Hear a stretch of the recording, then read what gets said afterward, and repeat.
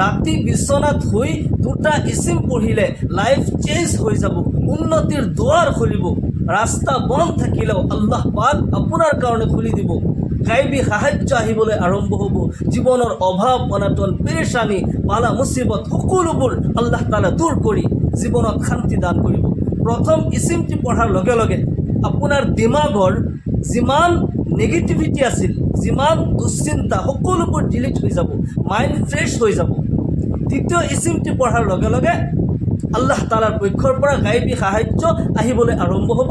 যিমান ৰাস্তা বন্ধ আছিল সকলো বন্ধ ৰাস্তা আল্লাহ পাক আপোনাৰ কাৰণে খুলি দিব। আপোনাৰ আচল মকসদ আপুনি বিচাৰি পাব। যি কামত আপোনাৰ কাৰণে ছাকচেছ হয়, য'ত সফলতা আছে, আল্লাহ ৰাব্বুল আলামিন আপোনাক সেই কামতে নিযুক্ত কৰি দিব। আমি এনেকুৱা আছোঁ, বহুত মানুহ এনেকুৱা হয় যে আজি কিবা এটা কাম আৰম্ভ কৰিছে, 2 দিনমান কৰাৰ পিছত 2 দিনমান ভালকৈ চলিছে, তাৰপিছত বন্ধ হৈ যায়, ইচ্ছা নোহোৱা হয়, সেই কাম নচলা হয়। আকৌ বেলেগ এটা আৰম্ভ কৰোঁ, 2 দিনমান চলে ভালকৈ, তাৰপিছত বন্ধ হৈ যায়, পেৰেচান হৈ থাকোঁ, ক'তোৱে শান্তি নহয়। যদি এই আমল আপুনি কৰে, ৰাতি বিচনাত শুই দুটা ইচিম মাত্ৰ 3 বাৰকৈ পঢ়িব লাগে, 2 মিনিটো নালাগে, মুজাৰৰব আমল হয়। এই আমলটি আপুনি আজিৰ পৰাই আৰম্ভ কৰি দিব। এই দুটা ইচিম মই কৈ দিম, আপুনি লিখি ৰাখিব আৰু এই আমলটি কৰিব। ইনশাআল্লাহ আপোনাৰ কাৰণে সকলো বন্ধ ৰাস্তা আল্লাহ পাক খুলি দিব। আমি ৰাতি যেতিয়া বিচনাত শুবলৈ যাওঁ, বিচনাত শোৱাৰ পূৰ্বে বিচনাত শুই কিন্তু এই দুটা ইচিম আপুনি পঢ়িব। তাৰ আগত কিছুমান সুন্নতি নিয়ম আছে, এই নিয়মখিনি মানিহে তাৰপিছত আপুনি বিচনাত শুই এই দুটা ইচিম পঢ়িব। যেতিয়া আপোনাৰ ৰাতি সকলো কাজকৰ্ম শেষ হৈ যায়, যেতিয়া আপুনি শুবলৈ যায়, খানা পিনা কৰাৰ পিছত ইশাৰৰ নামাজ পঢ়িলে, খানা খালে, কিবা যদি হাজত আছিল আপুনি পূৰা কৰিব, পেচাব পায়খানাৰ হাজত থাকিলে ইস্তেঞ্জা কৰি ল'ব। তাৰপিছত আপুনি সুন্দৰকৈ অজু কৰি ল'ব। যদি কোনো হাজত নাই, ইশাৰৰ নামাজৰ অজুৱে আপোনাৰ আছে, অজু থাকিলে কোনো কথা নাই। এই আমলটি বিনা অজুৱে আপুনি কৰিব পাৰে, কিন্তু অজু কৰি ল'লে বেছি ভাল হয়। আল্লাহ ৰাব্বুল আলামিন 2 শ্ৰেণীৰ মানুহক বেছি ভাল পায়। ইন্নাল্লাহা ইউহিব্বুত তাওয়াবিন ওয়া ইউহিব্বুল মুতাতাহহিৰিন। নিশ্চয় আল্লাহ পাক তওবাকাৰীসকলক আৰু পৰিষ্কাৰ পৰিচ্ছন্নতাকাৰীক আল্লাহ ৰাব্বুল আলামিন বহুত পচন্দ কৰে, বহুত ভাল পায়। সেইকাৰণে আপুনি সুন্দৰকৈ অজু কৰি লৈ তাৰপিছত এই আমল কৰিব। সুন্দৰকৈ অজু কৰিলে পশ্চিম আকাশৰ ফালে চাই কৰিমা শাহাদাত পাঠ কৰিব।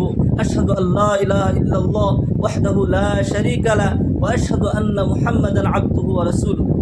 অজুৰ পিছত পশ্চিম আকাশৰ ফালে চাই কৰিমা শাহাদাত পাঠ কৰিলে আল্লাহ ৰাব্বুল আলামিন আপোনাৰ কাৰণে জান্নাতৰ সকলো দুৱাৰ খুলি দিব। সুবহানাল্লাহ। আপুনি আল্লাহ তাআলাৰ জান্নাতৰ যিকোনো দৰ্জা দি ইচ্ছা কৰিলে প্ৰৱেশ কৰিব পাৰিব। ৰাতি টোপনিৰ পূৰ্বে এই আমলটি আপুনি কৰিব। ইয়াৰ পিছত যেতিয়া আপুনি ঘৰত সোমাই দৰ্জা খিৰিকীবোৰ বন্ধ কৰোঁতে, এয়া আমাৰ ডেইলিৰ আমল হয়, ডেইলি আমি এইখিনি কৰিব লাগে যে দৰ্জা খিৰিকী যেতিয়া আমি বন্ধ কৰোঁ, বিসমিল্লাহিৰ ৰহমানিৰ ৰহিম, বিসমিল্লাহ কৈ দৰ্জা খিৰিকী আপুনি বন্ধ কৰিব। হাদিছ শৰীফত আহিছে, কুল্লু আমৰিন জিবালিন লাম ইউবদা বিবিসমিল্লাহি ফাহুৱা আবতা আও আজজাম। প্ৰত্যেক সেই ভাল কাম যিটো নেকি বিসমিল্লাহ পঢ়ি আৰম্ভ কৰা নহয়, সেই কাম আধৰুৱা হৈ যায়, বেবৰকতি হৈ যায়। সেইকাৰণে আপুনি দৰ্জা খিৰিকী বন্ধ কৰোঁতে বিসমিল্লাহ পঢ়ি দৰ্জা খিৰিকী বন্ধ কৰিব। যদি বিসমিল্লাহ পঢ়ি আপুনি দৰ্জা লগাইছে, খিৰিকী লগাইছে, সেই দৰ্জা সেই খিৰিকীৰে শয়তান প্ৰৱেশ কৰিব দূৰৰ কথা, শয়তানে স্পৰ্শ কৰিব নোৱাৰে, শয়তানৰ হাত তাতে হ'বই নোৱাৰে, কাৰণ আপুনি বিসমিল্লাহ পঢ়িছে। বিসমিল্লাৰ বৰকতত আপোনাৰ ঘৰত শয়তান প্ৰৱেশ কৰিব নোৱাৰে। এই আমল আমি ডেইলি কৰি থাকিব লাগে। আমি টোপনি যোৱাৰ পূৰ্বে কমচে কম 2 ৰাকাত নফল নামাজ আমি পঢ়ি ল'ব লাগে, কাৰণ টোপনিটো হৈছে মৌতৰ আধা ৰাস্তা। মানুহ যেতিয়া টোপনিত যায়, কোনো কিছুৱে গম নাপায়, কোনেও ক'ব নোৱাৰে অহাকালি পুৱতিৰ সূৰ্য যে মই দেখিবলৈ পাম, তাৰ কোনো গেৰাণ্টি নাই। আৰ দুনিয়া সালাসাতু আইয়াম, দুনিয়া মাত্ৰ 3 দিনৰ, ইয়াউমুল আমস, ইয়াউমু গাদিন, ইয়াউমুল আনতা ফিহি। যোৱাকালি যিটো গুচি গ'ল কেতিয়াও ঘূৰি নাহে। অহাকালি পুৱতিৰ সূৰ্য যে আমি দেখিবলৈ পাম, তাৰ কোনো গেৰাণ্টি নাই। এই যি মুহূৰ্ত, যি দিন মই জীয়াই আছোঁ, কিবা এটা নেক আমল কৰোঁ। টোপনিৰ পূৰ্বে যদি মই 2 ৰাকাত নামাজ পঢ়ি লৈছোঁ, বা অজু সহিত মই আছোঁ, আৰু 2 ৰাকাত নামাজ পঢ়ি মই টোপনি গৈছোঁ, খুদা নাখাস্তা মালাকুল মৌত যদি উপস্থিত হৈ যায়, কোনেওতো গেৰাণ্টি ক'ব নোৱাৰে যে মোৰ মৃত্যু এতিয়া নহ'ব, 1 ছেকেণ্ডৰ ভৰসা নাই। যদি মালাকুল মৌত উপস্থিত হৈ যায়, সেই ৰাতি আপোনাৰ জান কবজ কৰি লয়, আপোনাৰ মৃত্যু হয়, তেতিয়া আপোনাৰ কলিমা নচিব হ'ব, কাৰণ আপুনি বাৱজু হয় আৰু নামাজ পঢ়ি আপুনি টোপনি গৈছে। সেইকাৰণে সদায় টোপনি যোৱাৰ আগত কমচে কম 2 ৰাকাত নফল নামাজ পঢ়ি আল্লাহ তাআলাৰ ওচৰত মুনাজাত কৰি কান্দি কান্দি দোৱা কৰি এই আমল যদি কৰিলে হ'ব পাৰে, এই আমলৰ উচিলাই আল্লাহ তাআলাই আপোনাৰ আখিৰাতৰ দৰজাত বুলন্দ কৰি দিব। বহুত মানুহৰ টোপনি নাহে, বিভিন্ন কাৰণত মানুহৰ টোপনি নাহে। যদি আপুনি 2 ৰাকাত নফল নামাজ পঢ়ি আপুনি শুবলৈ যায়, আপোনাৰ আৰামৰ টোপনি আহিব। আল্লাহ ৰাব্বুল আলামিন আপোনাৰ অন্তৰত এক তাস্কিন, এক শান্তি আল্লাহ তাআলাই দান কৰিব। এই আমল যাতে আমি সকলোৱে কৰোঁ। বিচনাত শোৱাৰ পূৰ্বে আপুনি নামাজ পঢ়িলে তাৰপিছত যেতিয়া বিচনাত শুবলৈ যায়, বিচনা সুন্দৰকৈ পৰিষ্কাৰ কৰিব। এয়া নবী সাল্লাল্লাহু আলাইহি ওয়াসাল্লামৰ সুন্নত হয়। সুন্নত আমলখিনি কৰি তাৰপিছত আপুনি বিচনাত শুই এই ইচিমকেইটা আপুনি পঢ়িব। বিচনা 3 বাৰকৈ ঝাৰু দিয়াটো কিন্তু সুন্নত হয়। আৰু এই সুন্নতৰ এটা ফাইদা হৈছে যে আপোনাৰ অজানিতে যদি আপোনাৰ বিচনাত কিবা বিষাক্ত পোকামাকড় আছিল, তো টোপনি অৱস্থাত আপুনি একোৱে গম নাপায়। যদি আপোনাৰ টোপনি অৱস্থাত আপোনাক ধ্বংসন কৰে, হ'ব পাৰে আপোনাৰ জানৰ খাতৰা আহি যাব। 1 নম্বৰ ফাইদা হৈছে নবীৰ সুন্নতৰ ওপৰত আমল কৰিলে নবীৰ প্ৰতিটি সুন্নতত কিন্তু আমাৰ কাৰণে ফাইদা আছে, উপকাৰী আছে। সেইকাৰণে আল্লাহ তাআলা ইৰশাদ কৰে, লাকাদ কানা লাকুম ফি ৰাসূলিল্লাহি উসওয়াতুন হাসানাহ। এই বিশ্বৰ মানৱ জাতি, আল্লাহৰ ৰাসূলৰ জীৱনত তোমাৰ কাৰণে উত্তম আদৰ্শ আছে। নবীৰ আদৰ্শ যদি তোমালোকে মানি লোৱা, নবীৰ তৰিকা যদি তোমালোকে মানি লোৱা, ইহকাল পৰকালত শান্তি পাবা। জীৱনৰ সকলো পেৰেচানি দূৰ হ'ব, সকলো মুচিবত দূৰ হৈ যাব। সুবহানাল্লাহ। সেইকাৰণে 1 নম্বৰ ফাইদা হৈছে যে কোনো বিষাক্ত পোকামাকড় আপোনাক ধ্বংসন কৰিব নোৱাৰে 3 বাৰকৈ যেতিয়া আপুনি ঝাৰু দিয়ে। 2য় নম্বৰ ফাইদা হৈছে যে নবীৰ সুন্নতৰ ওপৰত আপুনি আমল কৰাৰ কাৰণে আপুনি সৱাব পাব। নবীৰ এটা সুন্নত জিন্দা কৰিলে 70টা শ্বহীদৰ সৱাব পোৱা যায়। সুবহানাল্লাহ। সদায় যাতে আমি এইখিনি আমল কৰিয়ে থাকোঁ, এইখিনি ডেইলি আমি কৰিব লাগে। ইয়াৰ পিছত যেতিয়া আমি শুবলৈ যাওঁ, বিচনাত বহি কিছুমান আমল আমি কৰোঁ। শ্বৰ্ট ফৰ্মত মই কৈ দিছোঁ, বিচনাত বহি তসবিহে ফাতিমা পঢ়িব লাগে। ৰাসূলুল্লাহ সাল্লাল্লাহু আলাইহি ওয়াসাল্লামে নিজেই তেখেতৰ কন্যা মা ফাতিমাতুজ জাহৰা ৰাদিয়াল্লাহু আনহাক এই আমলটি শিকাই দিছে। এদিনাখন মা ফাতিমাতুজ জাহৰা ৰাদিয়াল্লাহু আনহা ৰাসূলুল্লাহ সাল্লাল্লাহু আলাইহি ওয়াসাল্লামৰ বাৰগাহত গৈ কৈ আছিল, ইয়া ৰাসূলুল্লাহ, আটা পিচি মোৰ হাতত ঘাঁ হৈ গৈছে।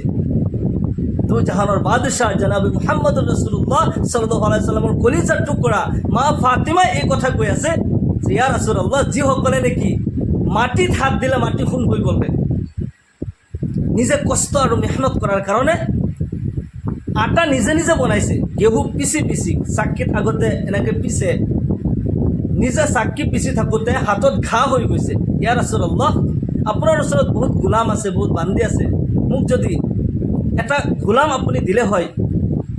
আল্লাহৰ ৰাসূল সাল্লাল্লাহু আলাইহি ওয়াসাল্লাম এটা গোলাম দিয়া নাই, কাৰণ গোলাম যিসকলৰ প্ৰয়োজন তেওঁলোকক দিব, নিজৰ কন্যাক দিয়া নাই। নবী সাল্লাল্লাহু আলাইহি ওয়াসাল্লাম ৰাতি ইশাৰৰ নামাজৰ পিছত হযৰত আলী ৰাদিয়াল্লাহু আনহু আৰু মা ফাতিমাতুজ জাহৰা ৰাদিয়াল্লাহু আনহা বিচনাত বহি আছিল। ৰাসূলুল্লাহ সাল্লাল্লাহু আলাইহি ওয়াসাল্লাম বাহিৰৰ পৰা মাত লগালে, সালাম দি ঘৰত সোমাই গ'ল আৰু হযৰত আলী আৰু ফাতিমা দুইজনৰ মাজত বহি গ'ল আৰু কৈ আছে, হে ফাতিমা, তুমি মোৰ ওচৰত গোলামৰ কাৰণে গৈছিলা আৰু মই তোমাক গোলাম দিয়া নাই। তোমাক 10টা গোলামতকৈও শ্ৰেষ্ঠ এটা আমল মই শিকাই দিওঁনে, যিটো নেকি তোমাৰ 10টা গোলামতকৈও শ্ৰেষ্ঠ হয়। মা ফাতিমাতুজ জাহৰা ৰাদিয়াল্লাহু আনহাই কয়, ইয়া ৰাসূলুল্লাহ, কিয় নহয়, এনেকুৱা আমল মোৰ প্ৰয়োজন, আপুনি শিকাই দিয়ক। ৰাসূলুল্লাহ সাল্লাল্লাহু আলাইহি ওয়াসাল্লাম ইৰশাদ কৰে যে তুমি পঢ়িবা সুবহানাল্লাহ 33 বাৰ, আলহামদুলিল্লাহ 33 বাৰ, আল্লাহু আকবাৰ 34 বাৰ। এই তসবিহ যদি তুমি পঢ়া 10টা গোলাম আজাদ কৰাতকৈও বেছি সৱাব তুমি পাবা। গোটেই দিনৰ কষ্ট, গোটেই দিনৰ যি পেৰেচানি সকলোবোৰ দূৰ হৈ যাব। সুবহানাল্লাহ। সেইকাৰণে ৰাতি বিচনাত বহি আমি তসবিহে ফাতিমা পঢ়োঁ। সকলোৱে তসবিহে ফাতিমা পঢ়িব। সুবহানাল্লাহ 33 বাৰ, আলহামদুলিল্লাহ 33 বাৰ, আল্লাহু আকবাৰ 34 বাৰ। এইটো হৈছে তসবিহে ফাতিমি, আমি সদায় পঢ়িব লাগে। ইয়াৰ পিছত সূৰাতুল ইখলাছ 3 বাৰ আপুনি পঢ়িব। বিচনাত শুই যিখিনি ইচিম পঢ়িব এইখিনি কৈ আছোঁ। তিনিবাৰ সূৰা ইখলাছ আপুনি বিচনাত বহি বহি পঢ়িব। তিনিবাৰ সূৰা ইখলাছ পাঠ কৰিলে কুৰআনে কাৰীম খতম কৰাৰ সৱাব আপুনি পাব। সুবহানাল্লাহ। সূৰা ইখলাছ এবাৰ পাঠ কৰিলে 10 পাৰা কুৰআনে কাৰীমৰ তিলাওয়াতৰ সৱাব পোৱা যায়। দুইবাৰ পাঠ কৰিলে 20 পাৰা তিলাওয়াতৰ সৱাব। তিনিবাৰ পাঠ কৰিলে কুৰআনে কাৰীম খতম কৰাৰ সৱাব পোৱা যায়। সুবহানাল্লাহ। আৰু সূৰা ইখলাছ যিসকলে নেকি 10 বাৰ পাঠ কৰে, হাদিস শৰীফত আহিছে, মান কাৰা সূরাতুল ইখলাছ 10 মাররাত বারাল্লাহু লাহু কাসরান ফিল জান্নাহ। যে ব্যক্তি নাকি সূরা ইখলাছ 10 বার পাঠ করিলে আল্লাহ রাব্বুল আলামিন সেই ব্যক্তির কারণে জান্নাতত একটা বিল্ডিং, একটা বালাখানা তৈয়ার করে দিব। সুবহানাল্লাহ। সূরা ইখলাছৰ বহুত মর্যাদা, বহুত ফজিলত আছে। সেই কারণে কমসে কম 3 বার সূরা ইখলাছ আপুনি বিচনাত বহি বহি পঢ়ি ল'ব। ইয়াৰ পিছত আপুনি আয়াতুল কুৰসি, সূৰা বাকাৰাৰ আয়াত হয়, আয়াতুল কুৰসি পড়িব। আয়াতুল কুৰসি শৰীৰ বন হয়। আয়াতুল কুৰসি আপুনি এবাৰ পঢ়িব। মই লাহে লাহে কৈ দিছোঁ। বিসমিল্লাহির রহমানির রহিম। আল্লাহু লা ইলাহা ইল্লা হুয়াল হাইয়ুল কাইয়্যুম লা তাখুযুহু সিনাতুন ওয়ালা নাওম লাহু মা ফিস সামাওয়াতি ওয়া মা ফিল আরদ মান যাল্লাযী ইয়াশফা'ু ইনদাহু ইল্লা বিইজনিহি ইয়া'লামু মা বাইনা আইদিহিম ওয়া মা খালফাহুম ওয়ালা ইউহীতুনা বিশাইইন মিন ইলমিহি ইল্লা বিমা শা'a ওয়াসি'a কুরসিয়্যুহুস সামাওয়াতি ওয়াল আরদ ওয়ালা ইয়াউদুহু হিফযুহুমা ওয়া হুয়াল আলিয়্যুল আযীম। আয়াতুল কুরসি যদি আপনি এবার পাঠ করে, রাতে যদি এবার আপনি শোয়ার পূর্বে এবার পাঠ করে, আল্লাহ রাব্বুল আলামিন এজন ফেরেশতা আপনার কারণে নিযুক্ত করে দেব। সুবহানাল্লাহ। এই ফেরেশতা আপনার জান মালের হেফাজত করবে। যদি আয়াতুল কুরসি টোপনিৰ পূৰ্বে আপুনি এবাৰ পঢ়ি ল'ব পাৰে, আপোনাৰ ঘৰত কোনো হিংস্ৰ প্ৰাণী সোমাব নোৱাৰে, কোনো দেৱ দানৱ পশু পক্ষী আপোনাক ক্ষতি কৰিব নোৱাৰে, আপোনাৰ দোকানত জুই নালাগে, আপোনাৰ ঘৰত জুই নালাগে, চোৰ ডকাইত সোমাব নোৱাৰে। সকলো ফালৰ পৰা আল্লাহ তাআলা স্পেচিয়েলি সিকিউৰিটি দিব, ফেৰেশতাৰ যোগেদি আপোনাক হেফাজত কৰিব, আপোনাক গাৰ্ড দিব। সুবহানাল্লাহ। সেইকাৰণে আমি যাতে সদায় ৰাতি বিচনাত শোৱাৰ পূৰ্বে এবাৰ আয়াতুল কুৰসি পঢ়ি লওঁ। আয়াতুল কুৰসিৰ ইমানেই ফজিলত হয়, হাদিস শৰীফত আহিছে, যে ব্যক্তিয়ে 5 ওয়াক্ত ফৰজ নামাজৰ পিছত এবাৰকৈ আয়াতুল কুৰসি পাঠ কৰে, মামুল সদায় কৰিব লাগে, কিন্তু একদিন নহয়, সদায় আমি মামুলত ৰাখিব লাগে। হাদিস শৰীফত আহিছে, এই আমল যিসকলে কৰিব, 1 নম্বৰ ফায়দা হৈছে যে তাৰ ৰুহ মালাকুল মৌতে যেতিয়া কবজ কৰে, এনেকুৱাকৈ আসানীৰ সৈতে ৰুহ কবজ কৰিব, যিদৰে সন্তানে মাকৰ স্তৰত গাখীৰ খাই আছে আৰু একোৱে গম নাপায়, এনেকুৱা আসানীৰ সৈতে সেই ব্যক্তিৰ জান কবজ কৰা হ'ব। 2 নম্বৰ, ৰাসূলুল্লাহ সাল্লাল্লাহু আলাইহি ওয়াসাল্লাম ইৰশাদ কৰে, যিসকলে এই আমল কৰে, 5 ওয়াক্ত ফৰজ নামাজৰ পিছত আয়াতুল কুৰসি পাঠ কৰিব, সেই ব্যক্তি জান্নাতত যোৱাৰ কাৰণে এটা বস্তু বাধা হৈ থাকে, সেইটো হৈছে তাৰ মৌত। তাৰ মানে সেই ব্যক্তিৰ মৌত হোৱাৰ লগে লগে জান্নাতত প্ৰৱেশ কৰিব পাৰিব। আল্লাহু আকবাৰ। সেইকাৰণে আমি সদায় এইখিনি আমল কৰি থাকিব লাগে। ইয়াৰ পিছত আল্লাহুম্মা বিস্মিকা আমুতু ওয়া আহয়া, এয়া হৈছে টোপনিত যোৱাৰ দোৱা। এই দোয়াটি পড়ি আমি হুকাতি হয়ে শুই যাব লাগে। আল্লাহুম্মা বিস্মিকা আমুতু ওয়া আহয়া, ইয়ার অর্থ হয়েছে, ইয়া আল্লাহ, তোমার নামতেই মোর মরণ, তোমার নামতেই মোর জীবন। তার মানে তোমার নামতেই মরু, তোমার নামতে জীবিত হও। টোপনিতে মৌতৰ আধা ৰাস্তা হয়। সেইকাৰণে আমি এই দোয়া যেতিয়া পঢ়িম, আল্লাহ ৰাব্বুল আলামিন আমাৰ জীবনেৰ গুনাহ খাতাবোৰ মাফ করে দিব। টোপনি অবস্থাত মৃত্যু হয়ে গেলে আল্লাহ রাব্বুল আলামিন জীবনের সকলো গুনাহ মাফ করে আমাক জান্নাতুল ফিরদাউস নসিব কৰিব। সুবহানাল্লাহ। টোপনিৰ দোয়াটি পঢ়ি যেতিয়া আপুনি কিবলামুখী হৈ, আপুনি সো হাত গালৰ তলত ৰাখি, বাওঁ হাত উৰুৰ ওপৰত ৰাখি, কিবলামুখী হৈ মানে পশ্চিমমুখীয়া হৈ আপুনি শুই যাব। ইয়াৰ পিছত আপুনি এই দুটা ইচিম আপুনি পাঠ কৰিব। প্ৰথম ইচিমটি পঢ়াৰ লগে লগে আপোনাৰ দিমাগৰ সকলো নেগেটিভিটি, সকলো দুশ্চিন্তা, সকলো ডিপ্ৰেশ্যন ডিলিট হ'ব। আল্লাহ ৰাব্বুল আলামিন মাইণ্ড ফ্ৰেছ কৰি দিব। আপুনি পঢ়িব, প্ৰথম 1 নম্বৰ ইচিম যিটো পঢ়িব, ইয়া আল্লাহ, ইয়া আল্লাহ, ৰেষ্ট লৈ লৈ, ধীৰ স্থিৰে, লাহে লাহে, ইয়া আল্লাহ। 3 বাৰ যেতিয়া দীঘলকৈ উশাহ লৈ লৈ ইয়া আল্লাহ আপুনি পঢ়িব। লফজে আল্লাহ হৈছে আল্লাহ তাআলাৰ ইসমে জাত। আল্লাহ তাআলাৰ বহুতো সিফতি নাম আছে, কিন্তু আল্লাহৰ আসলি নাম হৈছে, জাতি নাম হৈছে আল্লাহ। এই নাম যেতিয়া আপুনি 3 বাৰ পঢ়িব, এবাৰ এবাৰকৈ যেতিয়া দীঘল উশাহ লৈ আপুনি পঢ়িব, আপোনাৰ দিমাগৰ সকলো অগলিজ বস্তু নোহোৱা হৈ যাব, মাইণ্ড ফ্ৰেছ হৈ যাব। ইয়াৰ পিছত অলপমান ৰেষ্ট লৈ আপুনি পঢ়িব, ইয়্যাকা না'বুদু ওয়া ইয়্যাকা নাস্তাঈন, ইয়্যাকা না'বুদু ওয়া ইয়্যাকা নাস্তাঈন। ইয়্যাকা না'বুদু ওয়া ইয়্যাকা নাস্তাঈন। ইয়ার অর্থ হৈছে, ইয়া আল্লাহ, আমি আপোনাৰেই ইবাদত কৰোঁ আৰু আপোনাৰ পৰাই সহায় মাগিছোঁ। জীৱনত বহুত পেৰেচানি, বহুত বিপদ আপদ সকলোবোৰ আল্লাহ তাআলাই জানে। যিকোনো কামতে মোৰ ছাকচেছ নাই, কোনো কামতে মন নালাগে, এক চুইৰ সৈতে মনোযোগেৰে কোনো কাম কৰিব নোৱাৰোঁ। এই আমল যেতিয়া আমি কৰিম, সদায় ৰাতি বিচনাত শুই আপুনি এই দুটা ইচিম কিন্তু বাধ্যতামূলক পঢ়িবই। আজিৰ পৰাই আপুনি আৰম্ভ কৰি দিব। আপোনাৰ আচল মকসদ আপুনি বিচাৰি পাব। আপোনাৰ যদি ৰাস্তা বন্ধ হৈ আছে, বন্ধ ৰাস্তা আল্লাহ তাআলাই খুলি দিব। মনত ৰাখিব, আল্লাহ তাআলাই কোরআনে কারিমত ইরশাদ করে, ওমাই ইয়াত্তাকিল্লাহা ইয়াজআল লাহু মাখরাজা ওয়া ইয়ারযুকহু মিন হাইসু লা ইয়াহতাসিব। আল্লাহ তাআলাই আপোনাক ব্ল্যাঙ্ক চেক দি দিব। ব্ল্যাঙ্ক চেক তো আমি বুজি পাওঁ, বেহিসাব। যিসকলৰ অন্তৰত আল্লাহ তাআলাৰ তাকৱা আছে, যিসকলে আল্লাহৰ ওপৰত ভৰসা কৰে, তাকৱা ৰাখে, তেওঁলোকৰ সকলো বন্ধ ৰাস্তা আল্লাহ তাআলাই খুলি দিয়ে। কিবা বিপদত পৰিছে, পেৰেচানিত পৰিছে, বালা মুসিবত আহিছে, আল্লাহৰ ওপৰত ভৰসা কৰি আল্লাহৰ ওচৰত সহায় বিচাৰিলে সকলো বন্ধ ৰাস্তা আল্লাহ তাআলাই খুলি দিব। আপোনাৰ কাৰণে ৰাস্তা মুকলি হৈ যাব। আপোনাৰ আচল মকসদ আপুনি বিচাৰি পাব। কোন কামত আপোনাৰ ছাকচেছ আছে, ক'ত আপোনাৰ সফলতা আছে, আল্লাহ তাআলাই সেই ৰাস্তা আপোনাক দেখাই দিব। গোটেই ৰাতিটো এই আয়াতে আপোনাৰ দিমাগত কাম কৰিব। সুবহানাল্লাহ। এই যে আপুনি পঢ়িছে ইয়া আল্লাহ, আপোনাৰ মাইণ্ড ফ্ৰেছ হৈ গ'ল। ইয়্যাকা না'বুদু ওয়া ইয়্যাকা নাস্তাঈন। ইয়া আল্লাহ, আপোনাৰেই ইবাদত কৰিছোঁ আৰু আপোনাৰ পৰাই সহায় মাগিছোঁ। মোৰ জীৱনৰ আচল মকসদ কোনটো আল্লাহ তাআলাই নিশ্চয় দেখাই দিব। ওমাই ইয়াত্তাকিল্লাহা ইয়াজআল লাহু মাখরাজা ওয়া ইয়ারযুকহু মিন হাইসু লা ইয়াহতাসিব। যিসকলৰ অন্তৰত তাকৱা থাকে, তেওঁলোকৰ বন্ধ ৰাস্তা আল্লাহ তাআলাই খুলি দিয়ে। দ্বিতীয় নম্বৰত আল্লাহ তাআলাই তেওঁলোকক বেহিসাব ৰিজিক দান কৰে। আল্লাহ তাআলাই ইচ্ছা কৰিলে এই দুনিয়াৰ সকলো ধন দৌলত, সকলো কিছু আপোনাক দি দিব পাৰে। আল্লাহ তাআলাৰ পৰা আমি মদত বিচাৰিব লাগিব। আল্লাহ তাআলাই আমাক সহায় কৰিব লাগিব, তেতিয়াহে আমি ছাকচেছ হ'ব পাৰিম। আচল মকসদ আমি বিচাৰি পাম। আমি এটা কথা সকলোৱে কৈ থাকোঁ, পইচা আহিব, টকা পইচা আহিব। টকা পইচা কেনেকৈ আহিব?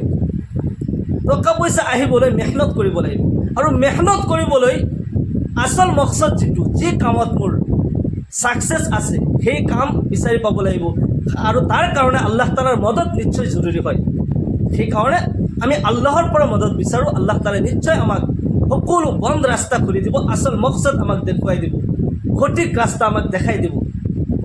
আমি সদায় 5 ওয়াক্ত নামাজতে যেতিয়া নামাজ পঢ়োঁ, এই আয়াত কিন্তু আমি পঢ়ি থাকোঁ, সূরা ফাতিহা পঢ়ি থাকোঁ। আৰু সূরা ফাতিহাত আমি এই দোয়াটি পঢ়ি থাকোঁ, ইয়্যাকা না'বুদু ওয়া ইয়্যাকা নাস্তাঈন। ইয়া আল্লাহ, আপোনাৰে ইবাদত কৰিছোঁ, আমি আপোনাৰে গোলামি কৰিছোঁ, আপোনাৰ পৰাই সহায় মাগিছোঁ। মনত ৰাখিব, 5 ওয়াক্ত নামাজ আমি পঢ়ি থাকিব লাগিব। আল্লাহ তাআলাই 5 ওয়াক্ত নামাজ ফৰজ কৰিছে, আমি যাতে সকলোৱে 5 ওয়াক্ত নামাজ পঢ়োঁ, যথা সময়ত নামাজ আদায় কৰোঁ। জীৱনৰ সকলো পেৰেচানি, দুখ দৰদ মানুহৰ ওচৰত কৈ কোনো লাভ নাই। মানুহ দুশ্মন হৈ যায়। মানুহে আপোনাৰ অসুবিধাৰ সুযোগহে ল'ব আৰু ক্ষতি কৰাৰ চেষ্টাহে কৰিব। সকলো কিছু আল্লাহৰ দৰবাৰত আমি শ্বেয়াৰ কৰিব লাগিব। আৰামৰ বিচনা এৰি তাহাজ্জুদৰ সময়ত 2 ৰাকাত নামাজ পঢ়ি আল্লাহৰ ওচৰত কান্দি দিব লাগিব, ইয়া আল্লাহ, মোৰ পেৰেচানি তুমি জানা। সেই সময়ত আল্লাহ তাআলাই নিজেই আলান কৰে, কাৰ কি প্ৰয়োজন হৈছে, কাৰ কি অভাৱ হৈছে, কোন কি পেৰেচানিত পৰি আছা, কাৰ কি বিপদ হৈছে, মোৰ ওচৰত কোৱা, মই সকলো প্ৰব্লেম চল্ভ কৰি দিম। সেইকাৰণে আমি সকলো সমস্যাৰ সমাধান কৰিবলৈ আল্লাহৰ মদত বিচাৰিব লাগিব, আল্লাহৰ ফজলৰ তালাশ আমি কৰিব লাগিব। আল্লাহ তাআলাই আমাক সকলোকে আল্লাহ তাআলাৰ ইবাদত বেছি বেছিকৈ কৰাৰ তৌফিক দান কৰক। ইহকাল পৰকালৰ সকলো কল্যাণ আমাক দান কৰক। জীৱনৰ আচল মকসদ আমাক দেখুৱাই দিয়ক। সকলোকে আল্লাহুম্মা আমিন। ওয়া আখিৰু দাওয়ানা আনিল হামদুলিল্লাহি ৰাব্বিল আলামিন। আসসালামু আলাইকুম ওয়া ৰাহমাতুল্লাহি ওয়া বাৰাকাতুহু।